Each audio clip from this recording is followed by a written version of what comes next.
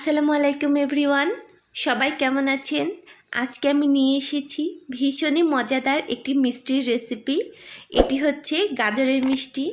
তো ভালো লেগে থাকলে অবশ্যই আমার চ্যানেলটিকে একটু সাবস্ক্রাইব করে পাশে থাকা বেল আইকন প্রেস করে দিবেন এবং একটি লাইক দিয়ে আমার এই রেসিপিটি দেখা স্টার্ট করবেন। এবং সবার কাছে রিকোয়েস্ট রইল, প্লিজ রেসিপিটি স্কিপ না করে সম্পূর্ণ রেসিপিটি আমার সাথেই থাকুন।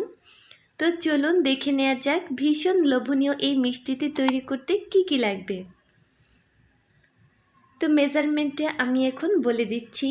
এখানে আমি নিয়েছি 1 কেজি পরিমাণ গাজর, লাগবে 1 কাপ পরিমাণ ফুল ক্রিম মিল্ক পাউডার, লাগবে লিকুইড দুধ 1 কেজি পরিমাণ, 5টি এলাচ, 3 টেবিল চামচ ঘি ও 1 কাপ চিনি। সামান্য ঘরে থাকা এই উপকরণ দিয়েই অসাধারণ মিষ্টিটি আজকে আমরা তৈরি করব। তো চলুন লেট গেট স্টার্ট। প্রথমে দুধটাকে ঘন করে নিতে হবে। এখানে আমি প্রথমে হাফ কেজি দুধ জাল করে 1 কাপ করে নিব। তো দুধটা বলক উঠে ঘন হতে থাক, অন্যদিকে আমরা বাকি কাজগুলো সেরে নিই। তো প্রথমে গাজরগুলোকে পাতলা করে ছিলে হবে। তো আমি এরকম পটেটো পিলার দিয়ে পাতলা পাতলা করে গাজরগুলো ছিলে নিচ্ছি। গাজরের যে খোসাটা আছে এটা কিন্তু একদম হালকা, তো এটাকে কিন্তু খুব একটা মোটা করে ফেলে নেওয়ার কোনো প্রয়োজন নেই। তো খোসা পরিষ্কার করে ফিরে এলাম।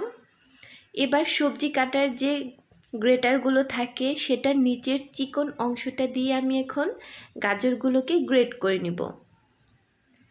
নিচের এই চিকন অংশটা দিয়ে গ্রেট করলে খুব সুন্দর মিহি একটা ঝুড়ি পড়ে, যেটা আপনারা দেখে বুঝতে পারছেন। অবশ্যই নিচেরটা দিয়ে করার চেষ্টা করবেন। তো দেখুন এটার উপরে কত মোটা হয়ে সর পড়েছে এবং হাফ কেজি দুধটা 1 কাপ হয়ে গেছে। এবারে দুধের মধ্যে দিয়ে দিচ্ছি হাফ কাপ পরিমাণ চিনি, দিয়ে দিব মেজারমেন্ট কাপের 1 কাপের মতো গরুর দুধ। এবার এটাকে ভালো করে মিশিয়ে আমি টাইট একটা ডো তৈরি করে নিব। দেখুন এটাকে কিন্তু অনবরত নাড়তে হবে, তো না নাড়লে সাইড দিয়ে পোড়া লেগে যাবে। এটা কিন্তু এখনই অনেকটা ঘন হয়ে এসেছে। তো যখন এরকম পর্যায়ে চলে আসবে তখন এটাকে নামিয়ে নিব। এই তো এবারে হাতের মধ্যে একটুখানি ঘি মেখে নিচ্ছি। এবারে অল্প একটু ডো নিব হাতের মধ্যে, নিয়ে এটাকে আমি গোল শেপ দিয়ে মিষ্টির আকৃতি দিয়ে নিচ্ছি। এই কাজটা কিন্তু একটু গরম থাকা অবস্থাতে করতে হবে, একবারে ঠান্ডা হয়ে গেলে ঝুরঝুরে হয়ে যাবে। তো যতটুকু তাপমাত্রা আপনাদের হাতে সহ্য হবে ঠিক ততটুকু তাপমাত্রায় থাকা অবস্থাতেই মিষ্টির এই ছোট ছোট শেপগুলো দিয়ে নিতে হবে। তো ট্রাই করবেন সবগুলো যাতে একই আকারের হয়।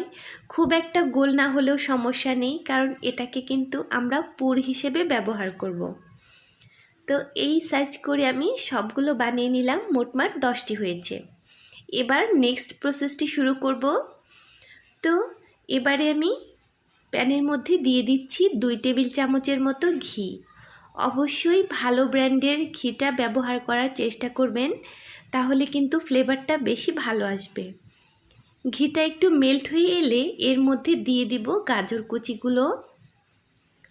গাজরটাকে 3 থেকে 4 মিনিটের মতো এই ঘির মধ্যে ভেজে নিতে হবে, যতক্ষণ না পর্যন্ত কালারটা চেঞ্জ হয়ে একটু সাদা সাদা কালারে পরিণত হয়। তো 3 মিনিট পর এটার কালারটা চেঞ্জ হয়ে গেছে। এখন দিয়ে দিচ্ছি ঘন করে জাল করে রাখা 1 কাপ দুধ। এটার উপরেও আমি আগের যে জাল করে রেখেছিলাম সেরকম করে মোটা করে সর ফেলে 2 কাপ দুধকে 1 কাপ করে নিয়েছি। এবার দিয়ে দিচ্ছি 5টি এলাচ, মুখটা একটুখানি ফাটিয়ে দিতে হবে, তাহলে স্মেলটা ভালো বের হবে। এখন এখানে দিয়ে দিব হাফ কাপ পরিমাণ চিনি। এই মিষ্টিটা তৈরি করতে সর্বমোট 1 কাপের মতো চিনি লাগবে।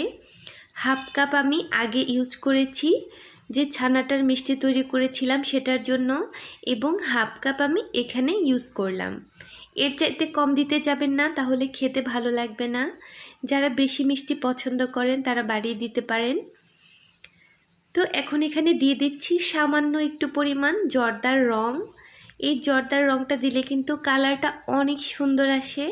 আপনারা যদি চান তাহলে এটা স্কিপ করতে পারবেন। এখন দিয়ে দিব 1 টেবিল চামচ পরিমাণ গুঁড়ো দুধ। আমি এখানে 2 টেবিল চামচ গুঁড়ো দুধ ব্যবহার করব। প্রথমটা একটুখানি নেড়েচেড়ে মিলিয়ে দেন নেক্সট 1 টেবিল চামচ দুধ আমি এখানে অ্যাড করলাম। এতে করে ভালো বাইন্ডিংয়ের কাজ করবে, এবং যখন দেখবেন এটা এরকম আর কোনো পানি নেই, সুন্দর মতো সব পানি টেনে নিয়েছে, তখন নামিয়ে নিতে হবে। তো এরকম নামিয়ে নিলাম। এখন একটু ঠান্ডা হলে হাতের মধ্যে এরকম করে আবারও একটু ঘি মেখে নিব। তারপর এরকম করে একটুখানি ডো নিব। তো মিষ্টিগুলো আমি একটু বড় বড় করেই বানাচ্ছি, আপনারা আপনাদের পছন্দ অনুযায়ী বানিয়ে নেবেন এবং পছন্দ অনুযায়ী শেপও করতে পারবেন। আমি জাস্ট আপনাদের সঙ্গে আমার আইডিয়াটা শেয়ার করলাম। তো এবারে এরকম করে পুরটা ভেতরে দিয়ে জাস্ট সাইড থেকে এটাকে মিশিয়ে নিব।